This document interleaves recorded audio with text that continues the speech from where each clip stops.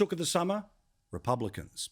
Now, while those of us who were either being forced to stay home because we knew someone who had the Wu flu or somebody had the Wu flu, or maybe we're just a little bit cautious, there were other things to worry about. But Republicans said at the height of summer, no, it's time for us to tell you which republic we're going to make you have. Remember, Ichwe Albo has promised to vote on this in his first 3 years, so that's the only reason why I mention it tonight. Now, we know that the Australian Republican movement is very serious when it's led by Pirate Pete. The bloke who, of course, was so serious he had to take the bandana off for the press conference. But we learned over summer, what their plan was for how we should pick a president. A president who would have more powers, by the way, than our current Governor-General. Now, apparently it is a car crash of an idea, according to those who, well, have a brain. And just in case, for whatever reason, you were busy on the boogie board or doing anything other than paying attention to the bandana man, here is their plan for how we would pick the next president of Australia. Parliaments around the country would select 11 candidates, one from every state, one from the territories, 3 from a federal government, and then those would be put to a ballot. This is all to somehow stop Shane Warne becoming a popularly elected president of Australia. Now, they want the preference system that works at the federal election to also work when it comes to picking a president. So someone with just 9% of the vote would be able to hoover up the preferences and end up becoming president of Australia.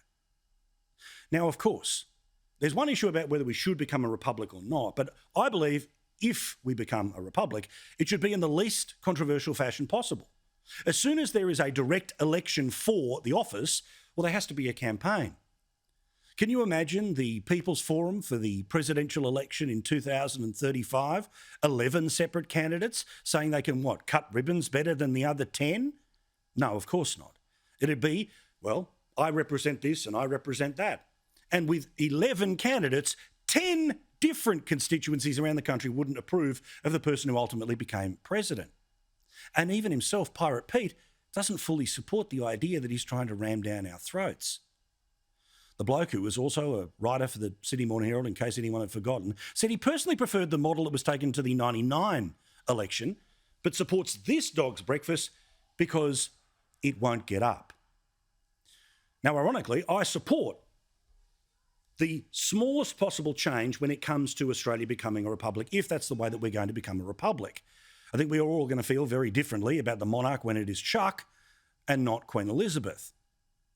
But the way we will choose that president should be the least controversial way. As soon as you make it a contested office, it becomes a contest. As soon as it becomes a contest, it becomes a fight. As soon as it becomes a fight, millions of people will have no faith in the person who ultimately has the power to sack a government.